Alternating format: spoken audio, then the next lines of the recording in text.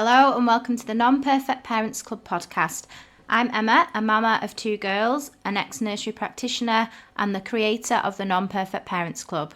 The Non-Perfect Parents Club is all about support, honesty, truths, acknowledging that none of us can be perfect parents because it's impossible, and basically just speaking the unspoken. The only rule here is no judgment allowed. I love hearing people's stories. I love finding out about other parents, their family dynamics, their values and how they tick. So that is what this podcast is going to be. Some great honest conversations about parenting, hopefully delving into some nitty-gritty thoughts and feelings that will make us all laugh, cry and sigh a big sigh of relief.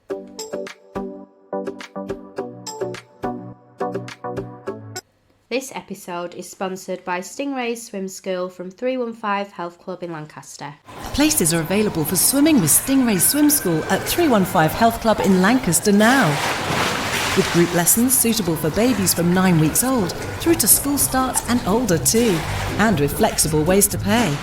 Your child can develop their water confidence and learn to swim whilst having a splashing good time. Find out more.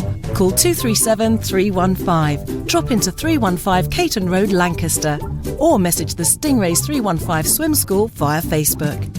Hello and welcome back to the Non-Perfect Parents Club podcast. Today I am joined by Claire, who some of you may know as the proud midwife. Hi Claire, welcome to the podcast. Thank you for joining me. So if you want to introduce yourself and tell us a little bit about your family dynamic and any heritage. Hi there, I am Claire and I'm mum to 4 grown-up kids, and I've been married twice and I've had babies at the age of 17. I had to write this down. 17, 21, 28 and 30. And in between marriages, I was a single mum for a little while. And that's me, and I work as a midwife. Okay.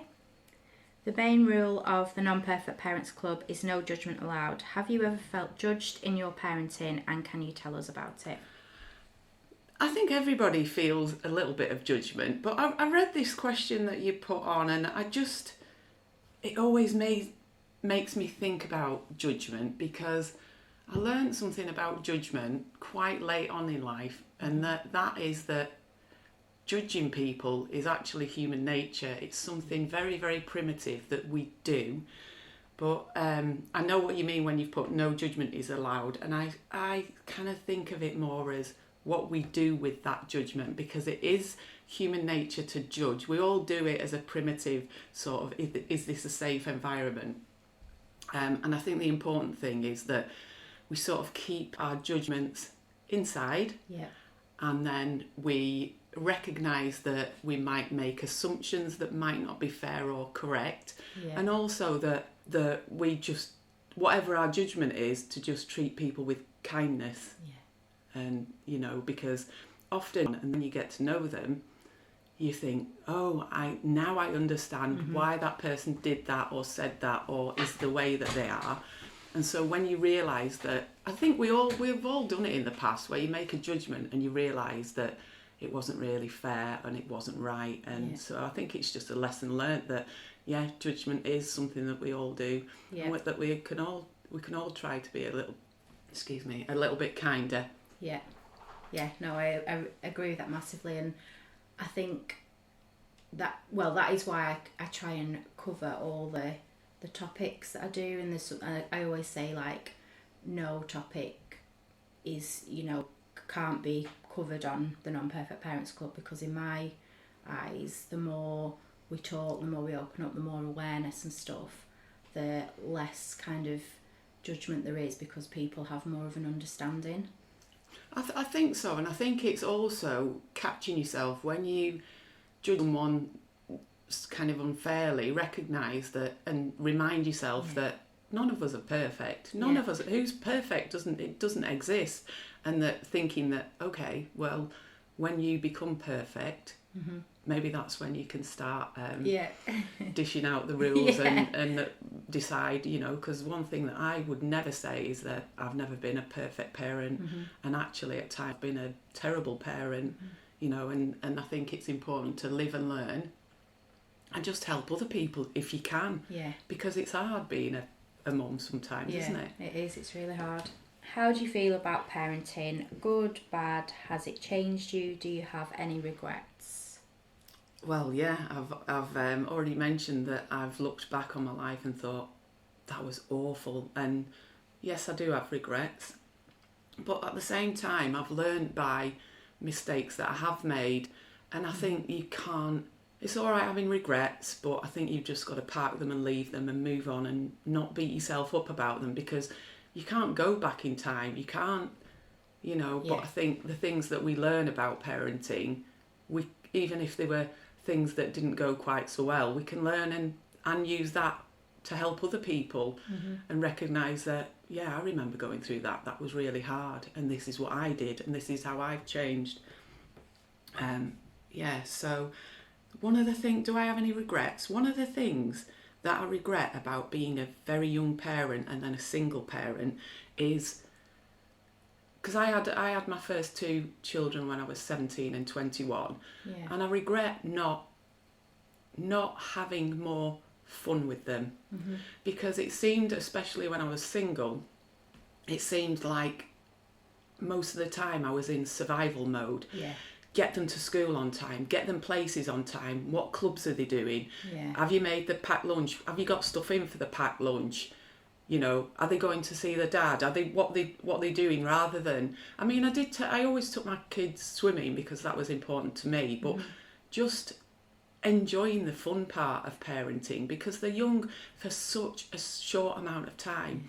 It doesn't seem very long since my youngest was a newborn baby, and he's just turned 20, and it just goes so fast. Just laughing with them and showing children that life isn't always about what time you're going to bed, and mum said no, saying no all the time to the things that you want in the supermarket, but actually life's about getting outside in the sunshine, having fun and laughing, having fun and laughing.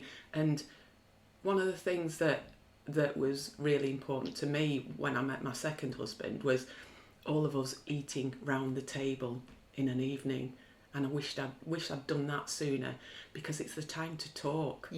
Not doing the feed the kids, and then I know a lot of people choose to feed the kids and then they'll eat later on, but that was important to me, because that was the time where you could say to them, what did you do at school? I know most of the time when you ask kids what they did at school today, they say, don't know, can't remember. But it does, because you're all in one place at the same time, it does give you a little bit of time to just, communicate with them, really. And you tend to find a little bit more comes out, doesn't it? Like, it's more like drip feeding, I guess, isn't it? Like, it is, yeah. It's just the time and the space, and it's all sat around the table for a certain amount of time. Somebody's talking, aren't they? And I think that's important. So you've had, like, I imagine your experiences of parenting have been quite different for all of your children, with the age you were kind of parenting at. How was that? I would say when I was 17, you asked me about being judged, and definitely I felt judged going through pregnancy and having a baby, because I remember all those early years wishing that I was older, because it wasn't the done thing to have a baby at 17. So my parenting style was, I felt like society was saying to me, well, you've made your bed so you can lie in it, you can manage, you can get on. So I was always scared of asking for help, because I thought, well, I've done this to myself, I've put myself in this position, so I have to figure it out for myself. And that's not true. All parents struggle, so I think it was just doing my best, doing what I thought was the right thing, but I sort of made it up as I went along. So I've got two older girls, and my youngest girl with my second marriage she just turned 22, and with her it was more like enhanced parenting. So some of the things that never even occurred to me with the first two girls started occurring to me, just spending more time with her, and more than anything I became aware of how girls see their bodies as they're growing up, and so just being extra mindful to say to her, you're beautiful, you know, and things like, oh, you know, just making her feel reassured about how she was as she was going through puberty and growing up, and how she is now, just saying, oh, you know, you're really beautiful, I hope you know that. Yeah. You know, just those little reminders that didn't even occur to me when I had the other two girls. Is there anything in your life that has shaped how you parent that you're happy to talk about? Are there any situations or circumstances that have affected this? There's lots of things that have shaped how I parent. I think life as a young mum, and just learning through experience. Life after a divorce and the breakup of quite a dysfunctional relationship. Okay. So yeah, learning and what it's like and how it really is a struggle sometimes being a single parent, but also then getting married and being in a very healthy and loving relationship, and coming to the realisation that your relationship with your partner really does have an impact on the children, and how you show your children how, you know, parents and partnerships, you know, should treat each other. And, you know, you think that they're not watching, but if you're having a blazing argument and throwing things across the room, you know, children pick up on that and they carry that around, and that sometimes becomes what they see as being normal. So if as parents you're kind to each other and you do things for each other, and you let them see you hugging each other, and, you know, just the simple things, I think it makes such a big difference. So I think that's how my lived experience has affected the way I parent. And, you know, and I'm just I suppose living through experience, you know, if I could advise if I could give anybody any advice about parenting, is that whatever your relationship is, those kids are going to pick up on that, and, you know, whether that's good or whether that's not bad, that's not good. But also, that's not to say that you don't have blazing arguments. I think that for me is normal in my household. It doesn't happen very often, but also letting your kids see that sometimes you have to say sorry. Sometimes you have to say sorry and go, really sorry that happened. You know, because relationships aren't always a bed of roses, are they? No, they're complicated, aren't they? And I think communication is very key, isn't it? Like, we all lose our temper and we all shout, and, you know, emotions are normal, aren't they? But I know, like, everyone always says it's how you deal with them afterwards that matters. It's that communication, and, like you say, saying sorry, or, you know, talking about it afterwards, that kind of, I guess, really matters. Yeah, I think it's important to, some people just see it as a bit of an ego thing, that some people do find it hard to say sorry. But I think it's good if you can recognise when perhaps you weren't quite so perfect as you thought you were, and to say, look, I'm really sorry. You know, and saying sorry to the kids as well.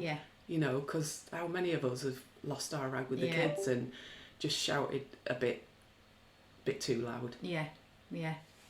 So how did you find it, kind of, it's called, well, we use the term blended family now, really, don't we? But how did you find it going from, like, being a single parent to then becoming a blended family? Were your two oldest children older, or? So when I met my second husband, he didn't have any children at the time, and I had a 4-year-old, almost 5, and an 8-year-old, almost 9.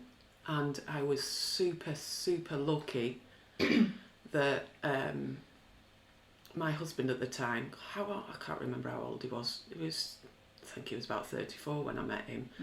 And he told me about conversations that he'd had with his friends, saying, you know, when you get to this age, there's no way that you're going to ever meet anyone that doesn't have kids. And I think he'd sort of accepted that was a reality when you get to a certain age. And luckily, he got on so well with them and really took them under his wing. And, you know, he became their dad. You know, they've got 2 dads, but he became their dad. So they both call him Dad. And, you know, he disciplined them like he would his own kids, Yeah. and he would never. So we had 2 children together, but if anyone asked, he would always say, "I've got 4 children." Yeah. You know, and I'm so grateful and so blessed to have found someone that really begun to love my kids. Yeah. You know, because I think it's very, very difficult if there's, and it's not fair on kids, is it? It's not fair on kids they need to be loved. Mm-hmm. You know, Yeah, and they do. you know, I've met people in other situations that it's been a little bit more tricky. Yeah. So I'm extremely lucky. What is your biggest value when it comes to parenting? I think it's just living and learning and recognising when you've made mistakes and learning from that, but also just try and help other people through, you know, your lived experience, you know, and just being aware, whether that's having friends that just need helping out at times, you know, and recognising and being proactive. If you can see somebody at the school gate is having a bit of a predicament, struggling with childcare, or just saying, you know, offering, do you want so and so to come round for tea, or, you know, if someone's particularly stressed, just trying to help each other out. Yeah. Because if we all helped each other out more, the world would be a better place. Would, yeah. And the other thing that I put actually is my biggest value when it comes to parenting, knowing that your best is good enough, and you don't need to compare yourself to other people. Yeah. Because other people do it differently, and other people might appear to be better than you, but you do you, and your best is good enough. Yeah, I love that. Yeah. And just going back to like what you were saying about, you know, seeing if you see someone that needs help. When we think of over Easter, me and my friend took our girls to soft play. I mean, dreaded soft play. We don't often go there anymore. And there was a mum, and she'd got quite a few children with her, and I don't know kind of what was going on, but one of the children wasn't happy, was kind of having a bit of a kick off, and you could see kind of everybody looking, and she was right next to us, and I could see she was getting stressed, and she, you know, that moment where you feel like, oh my God, I need to keep my head, I need to keep my head down, everyone's looking, I feel really uncomfortable, I don't know how to handle this situation, and it was just, you know, it wasn't kind of something and nothing, it was going on, and I felt so, not sorry, that isn't the right word, but I just felt for her so much. And then when it had kind of calmed down a little bit, me and my friend, we just caught her eye, and we just kind of said, are you all right, do you need anything? And she was, you know, she was like, oh no, I'm fine, thank you so much, whatever. And you could tell that she just felt so uncomfortable, and I'd heard her say at one point, right, we're gonna have to go. And I thought she'd not long got there, and I just thought, you know, like, she doesn't need everyone staring at her, she doesn't need kind of that feeling. And if everyone had just, you know, looked away or kind of made eye contact and said, are you all right, or, you know, she would have probably felt completely different about the situation. And anyway, it calmed down and it was fine, but just in those moments when you are in, I've been in them situations, I don't know how many times. I think we all have, and we all know that, and it's just being that one, you know, everybody just wants to look over, and it's a bit of entertainment for some people, isn't it? Ooh, because everybody is craving that validation that they're a good parent, and if somebody else's kid's acting up, then some people can enjoy that sanctimonious feeling that, oh thank God it's not my kid. But that's not helpful. No. That's not helpful, because one day, and most people will know that could easily be me. Because kids do that. That's what kids do, and more times than not, they're not doing it in the privacy of their own home. They're going to wait until they're in the middle of the supermarket, and you know, and it'll be over something. I want that. I want that, and then you're worrying that people think that you haven't taught your child manners, or, you know, and kids just don't work like that. Kids just do what they want when they want sometimes.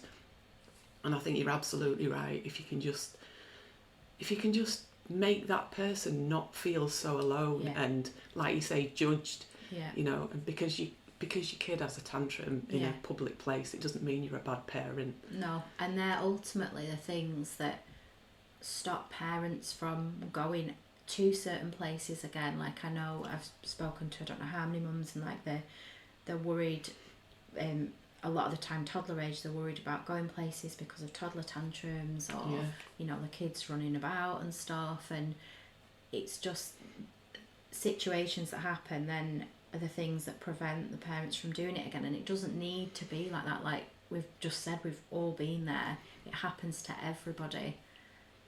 Yeah, I think you're right, and it's just, you know, that can be quite isolating as well, because kids need to get out and just. And now I'm a bit older, I'm like, so what? The kids had a tantrum in a soft play area. So what?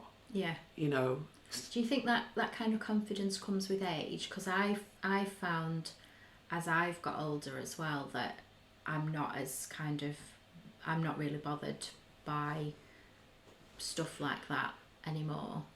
Definitely comes with age, because you realise other things start to become important. And the thing is, you know in your heart, most people are doing their best, and they're good parents, and they're taking brilliant care of the kids, and you know, it's not that sort of feeling of being in the spotlight, being judged. It's, you know, that's, I don't know how to put this, but that's, you know, that's not true. Mm-hmm. And so there's no need for you to take on that feeling of that negativity, because you know that, oh my God, worse things happen. Yeah. So your kids acted up, and you know, you see, I would probably stand up and say, you know, I probably wouldn't. But yeah, you're getting a good look. Are you getting a good look? But I now probably, because I've got a grandson. He's going to be 3 soon, and it probably wouldn't bother me as much. Yeah. Because, well, for one, I'm not his mum, but I'm like, it doesn't matter. Yeah. It doesn't matter. It's a toddler. Yeah, and I guess that kind of comes with experience as well, doesn't it? I guess it's not just age, it's experience, and as your children get older and you kind of, like, you've learn more as a parent, you kind of... Yeah, I think you do, but I think, sadly, you know, it's that, like, on the motorway, it's like that rubbernecking. Yeah. If people can see a situation where it looks like the person in question is uncomfortable or having a bit of a hard time, it becomes a bit of a spectacle for other people to watch. Whereas if the person is clearly not bothered at all, people are less likely to be seeing it as a bit of a thing. Yeah. You know, so yeah, it would be. I would find it really, really sad if somebody felt that they couldn't go to somewhere like a soft play area, you know, because... Yeah, I mean, soft play, they're wild anyway, aren't they? Soft play, if you've got a soft play, you kind of know what you're going for. Like. I've been to a few soft play areas, you know, with the little ones recently, and it can be a busy place in there. Yes, it can. So just going off the question slightly, how have you found it being a grandparent then? Brilliant. Yeah. It's brilliant because you don't have those. I go, well, I'm not his mum. Yeah. And I think one of the elements that I was talking about having a regret as a mum, I get to do more of the fun stuff. Yeah. You know, whereas it's not to say I don't want to instill good values in him. You know, I've been taking him swimming, you know, because that's an important value to me. Yeah. I think for me, it's important that kids all learn how to swim. Yeah. And that's something that I enjoy doing with him, you know. And, you know, as he starts to get older, I mean, he's started talking now. He's talking a lot more. You know, he's not having me for a fool. Yeah. You know, I'm there to still try and teach him right from wrong. Yeah. And one of the things that was really a really important value to me as I grew up, because obviously you spend a lot of time in the school playground. Yeah. One of the things I taught my son that I probably didn't teach the girls, I think it must have been after I'd seen an incident, and I started noticing that there was some kids walking around on their own, And I just felt really bad for them. Yeah. So what I said to him, I said, if you see a kid walking around and that's got no friends, no one, please will you make sure that you go and ask them if they're okay, do they want to play with you, you know, and teaching them that empathy and being aware of what, you know, the children that are around them, and that some kids, you know, are, you know, a bit of loner, you know, and, you know, there's always that kid in the playground, isn't there, that doesn't seem to fit in, doesn't really have any friends. And I wanted to teach my son that you look out for those people and you look after them, because it's not really very much fun when you're just on your own and you're not joining in with the others. Yeah. So that's a big value to me that I will be teaching Roman. Yeah, and that was something I was going to ask. Are your values as a grandparent different to those as a parent? I would say I'm probably going to have more patience to do things with him, and I feel like I'm less in a survival mode, because I'm not doing that thing like I need to get the kids somewhere on time. You know, how much time as a mum do you spend thinking I need to get my kids ready, we need to be on time, whether that's school, you know, an extra class, you know. So I think it's just as you get older and you become a grandparent, you're just a little bit more laid back. Yeah. And has it changed your relationship with is it your daughter at all? You know, like now she's a mum, has that I sometimes when I look at my oldest daughter, I think to myself, you weren't as bad as you thought you were, because she's an amazing human being. She was one of the things that I can see in her that I used to be like is she's very driven, she's very passionate, she's got a lot of get up and go, she's very forward thinking, you know. So she now runs her own business and is doing really well as a bit like you are. You know, and I often think, well, it can't all have been bad. She must have picked up some good habits. And I think it's also, you know, learning to teach your children self-confidence, that it's okay to try and fail, and failing's not a bad thing. It's just a way of learning. You know, so if you want to do something, do it. Don't not try because you're scared of failure. Because probably ask yourself, what's the worst that's going to happen? That's a really huge thing for me, because that's something that I do all the time. Is like, I'm so scared of kind of failing and getting something wrong, and my anxiety gets in the way of a lot of things, and I don't do them, and then I look back and I think, oh, for goodness sake, why did you do that? And then I kind of have to think to myself, if the girls were doing that, how would that make me feel? And so I need to be that role model and kind of remember that when I'm saying no to things, that they're going to see that, and I don't want them to do what I'm doing. So I need to change my mindset and be like, no, I'm going to go for it. And honestly, I think it's just comes out of fear. It just comes out of fear, fear of judgment. So you know, people sometimes don't try things, don't do what they really want to do, whether that's a job or a hobby or making something, or, you know, for example, starting up a podcast, you know, because you think, what will such and such think? What will they think? You know, what they're going to say about me. Whereas, can we just accept that people are going to judge you? But does it matter what they say? Does it matter if it doesn't go where you thought it was going to go? And if it all falls on its backside, what's the worst that's going to happen? You're probably going to learn from it, maybe try something else, and that might work for you. But nobody ever regrets trying in the long run. But people do regret the things that they didn't do. The amount of people that message me saying, I really, really wish I'd been a midwife. You know, even when people get a bit older, if you want to do it, just decide that that's what you're going to do. And sometimes you just find a way and opportunities arise. And in my experience, having kids never stopped me doing anything.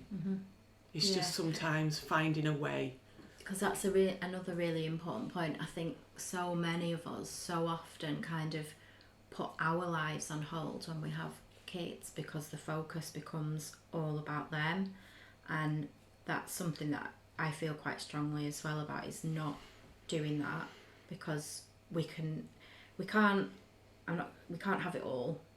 We can't do that, but we can. Our life doesn't have to stop when we have kids. We're still a person, and we can still do things. It doesn't have to just revolve around the kids. I think you're absolutely right, and I've got an empty nest now. All my kids, my last one is now at university, so I don't have any kids at home. Yeah. And you spend so many years being a mum.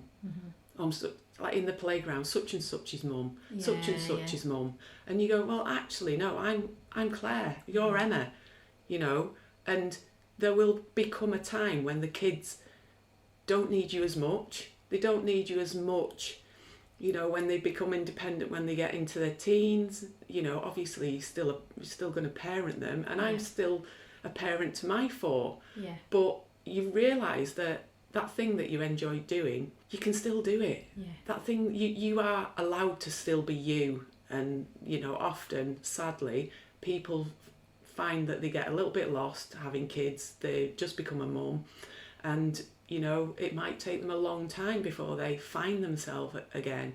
You know, what was it that you really enjoyed doing? And that's not selfish. Yes. You know, if you really want to learn how to drive, learn how to knit, if that's something that you want to do, just because you're a mum to young kids, it doesn't mean that you don't deserve that, and that you don't deserve that time. I know it's really difficult to take time out when you're a mum, and it's not selfish, but you do deserve it. Yeah. And I think if you remember that you deserve good things, you deserve to do the things that light you up, it can sometimes make you a better parent. 100%, yeah. You know, but how many people say, oh, well, I'm going away somewhere for a night because I want to do a course, or I want to do something, worry what other people might think. Oh, she's going and leaving her kids. When actually she's probably going, leaving her kids, and a perfectly capable partner's looking after the kids. Yeah, no, I totally agree with that. And I just want to touch on what you said about you've now got an empty nest. How have you found that? It's been strange. Is it? It's been strange because your relationship with your partner takes on a whole new sort of dimension, if you will. And that's hard. Yeah. Because you realise that actually, obviously my kids were older before they left home to go to university, so you do have chats with them, you do speak to them about stuff, and then all of a sudden the only person you've got to talk to in your home is your husband or your partner. And you know, that I think that's the time that friends become really important.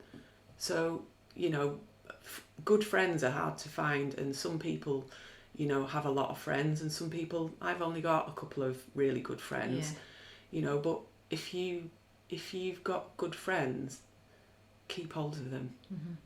Try and nurture that relationship. Sometimes we have friends that sadly we need to let go. Some people sort of pass through our lives, but those good friends, you know, my best friend, I've been friends with her for years and years and years, and she was there with me when I was on my own, you know, when I was on my own, supporting, and, you know, keep hold of those good friends and try and make time for them. Go for coffee, go and visit, you know, because there'll come a time when the kids are grown up and gone, but you still have your best friend. Yeah. Do you miss the kids being smaller? Do you miss them being at home? Sometimes. I'm lucky that I see them enough and I'm busy enough to not be sitting there. You know, I know some mums find it really, really difficult dealing with that empty nest. Yeah. And a lot of people get a puppy. Yeah. A lot of people get a puppy, you know, but I think it's just all part of parenting. Yeah. You know, time waits for nobody. You know, your kids are going to grow up. Yeah. You know, hopefully you've done your job the best you can, you know, and I think that's the time that you realise that actually you did a pretty good job. You know, even the mum with the kid that's having a tantrum, you know, when you see your kids grow up and go to university or do whatever they want to do, be independent, you can think, I was responsible for some of that. Yeah. You know, and I'm very lucky. I'm really proud of all my kids, you know, and they're all really successful in their own right, and they're all very, very different. Yeah. You know. And like you say, parenting doesn't stop, does it? Like, just because they get older and then move out, you're still a parent. They still need you, I guess. You know, it's just a different kind of... I think you've got to wait for them to need you. Yeah. You know, they're like, my youngest two are quite enjoying being independent and doing it all for themselves and finding their feet. They're enjoying doing that. But the will and there usually is, there's times that my kids get in touch with me and I think, well, that's a bit cheeky. And it's usually a medical thing. Mum, all my kids do. Yeah. Mum, my friend's got this, or my friend's going through that, and, you know, and they'll ask me then, and it's quite nice. Yeah. Because I think, well, I know I'm older than you, and I know a bit more than you. Yeah. And I can help you out. Yeah. And as well, I suppose when your kids start getting older, you wonder whether they're going to have their own kids, and that you've got all that life experience, all those things that you did right, and some of the things you didn't do quite as well. You know, you can help and nurture. It's nurturing another generation. Yeah. What has been your biggest challenge so far? I've put two things because I couldn't decide. Being single. Okay. With a couple of kids. That's hard. Yeah. I mean, I did the bulk of the stuff before then, but I think not the physical things like making the meals or taking them places or getting them to school on time, just the feeling of being lonely. Yes. Just being lonely, being in your house, you've put your kids to bed, and you're like, I tend to think quite a lot when I'm on my own, and I didn't enjoy that. Yeah. The other thing is my midwifery degree. Okay. So normally the midwifery degree is a 3-year course. Right. But I decided that I was going to be a nurse first. Okay. That's a 3-year course. And then you could then do a conversion course that was 18 months. And I thought that, right, okay, I just accepted it. That's a course that takes 18 months. But it is literally doing a 3-year degree course in 18 months. And it nearly broke me. Yeah. Because I obviously live in this area, and I had a caseload of 8 women in Blackpool that I did all their antenatal appointments. So I drove to Blackpool for these 8 women to just do their antenatal checks and visit them after they've had the baby. But I also was expected to look after them in labour as well. So I was on call. So the due dates of these 8 women ranged from August to October. Wow. So I was on call from August to October, so I couldn't go anywhere. Oh, God. I couldn't go anywhere, and I couldn't drink alcohol. Wow. So, yeah. And that so was how interesting. Long have you been a midwife? I qualified in 2012. Right. 12 years. Wow. And do you enjoy your job? Oh, it's brilliant. Yeah. It's hard at times and it's not perfect, but yeah. Because it's just, I like looking after people when they need an advocate. You know, when you're in labour, you need someone there for you, don't you? Yeah. To look out for you and to remind you that you're all right and you're safe. So it's just knowing that. I think it's from having so much positive feedback, knowing that you actually, because you were there, it made it a bit better, a bit easier for that person, and that's nice. Yeah. What do you wish you could change about parenting in general, as in for everyone? Right, okay, I've put here, very difficult question. Because it's really difficult because some of the things you just can't change. And first of all, I put, wouldn't it be lovely if you could get spas with free childcare for mums to just have a bit of time out with other like-minded people that are also just doing the best as a parent. And I thought, well, that's probably not going to happen. And but I put, seriously, Sure Start Children's Centres. So when I worked in the community, we did a lot of our clinics in children's centres. So when my kids were young, I didn't really know of these they were, they weren't around when I had my eldest two. But when I started doing clinics in children's centres, I started seeing what actually happened there and the support that they gave to, and all of a sudden it seemed, all the children's centres are closed. And it just, they were doing things in there, in some of the children's centres, they were doing things like cooking for young mums, cooking classes, and so much good work and support for people that maybe felt lonely, maybe didn't always find it easy. And the good that they did in there to really help and support young families, I was just absolutely gutted that they all just disappeared. That support was just, it's like ripping a rug out from people.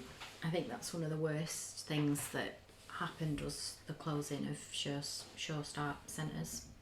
It just makes me so sad, because it's just all the good that they were doing, and it just made me feel really sad for all the people that had been using those centres and been benefiting from them.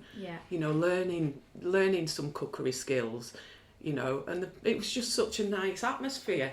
It's just such a nice atmosphere, and it was where people could go to get their antenatal checks, because we used to go along to them, so if I could change anything, I'd just get them all back.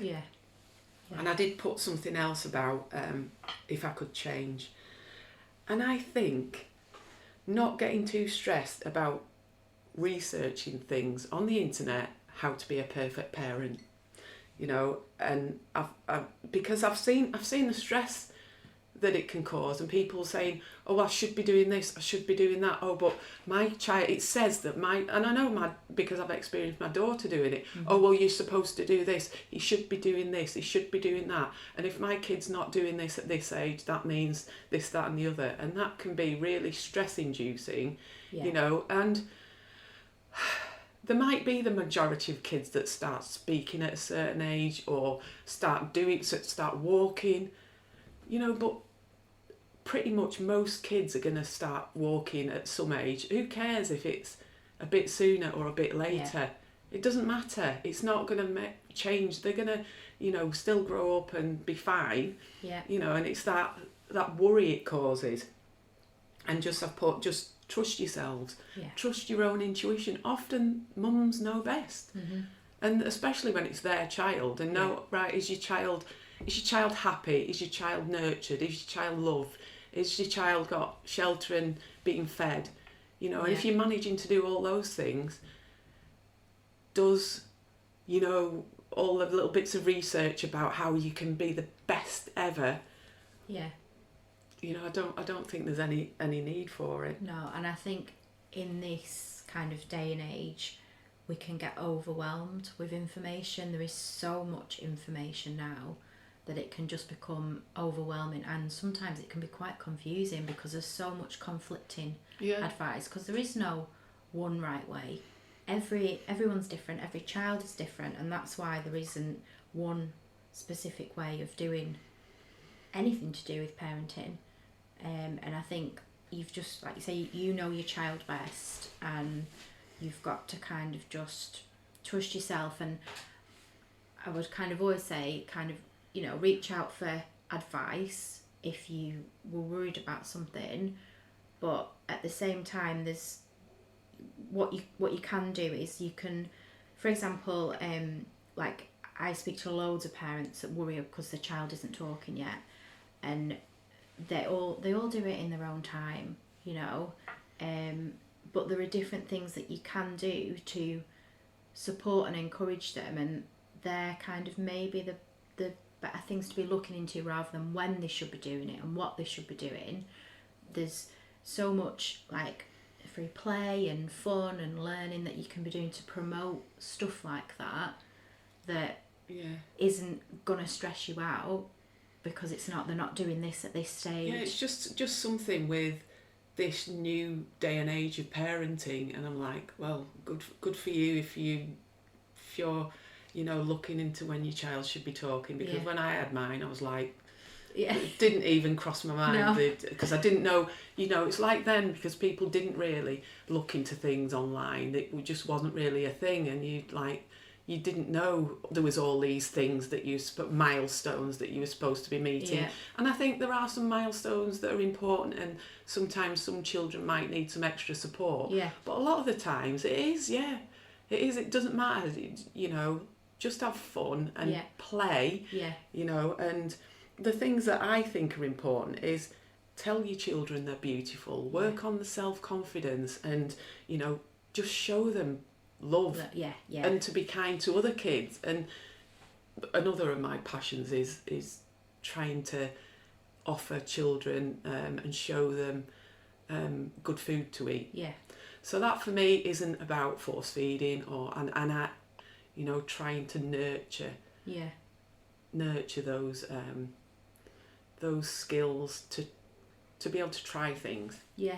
And I think that's such a big thing, isn't it, of letting go of the pressures of doing stuff for these milestones and just doing, and just, like you say, you know, promoting good stuff, but not in a way that you're purposely doing it, just kind of naturally. I think that's it. I think if we can try our best to take stress out of a situation, especially where food's concerned.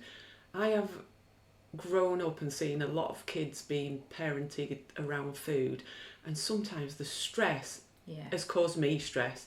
Oh, they've got to eat this much, you know, and just taking that stress out of it. And you know, most healthy kids and healthy toddlers won't choose to starve themselves. No, I was just going to say that's the thing. Usually children will tell you if they're hungry, or they'll let you know if they're hungry. It's just that you're thinking about it. No, mine do anyway. You're thinking about it because you're trying to be a good parent. You're thinking about, oh, like especially my daughter. Well, he hasn't had anything to eat so far. Well, he's not a tiny little boy. He's a big boy. Fine. Let's try feeding him when he's hungry. I'm trying to promote at the moment just using cooking, making food as a play, really. You want to touch it, you want to feel it, you might want to put it in your mouth. Because one thing that I didn't realise, that how many times you've got to offer a child some food before they'll try it. It's amazing, isn't it? No. If you've enjoyed this podcast, please don't forget to follow, share with other parents you know, and if you haven't already, please leave a review on the app that you're listening on. A new episode is released every Monday. Follow or subscribe to be notified when each new episode goes live. If you would like to be a guest on the podcast, please get in touch via any of my social media channels, website or email. Thank you, Claire, for joining me on today's episode. It's been great to have you, and thank you to everyone for listening.